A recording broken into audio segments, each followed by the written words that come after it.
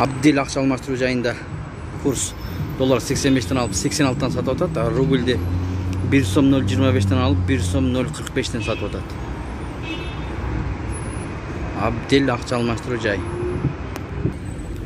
Туганда талисман акча алмаштыруу жайында 85-20-дан алып долларды 86-20-дан сатып атат. Рубльди 1 сом 0.30-тан алып 1 сом 0.50 сатып атат. Ушунун жанында эле бренд акча алмаштыруу жайын көрөбүз, достор.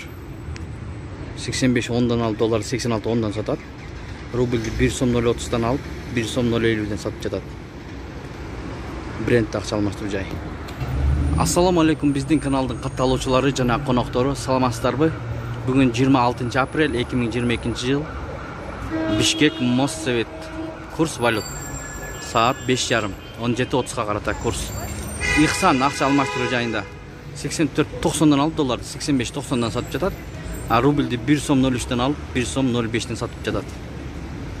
Ихсан акча алмаштыруу жай. Тугандар 40 азык акча алмаштыруу жайында 85-тен алып долларды 86-тан сатып жатат.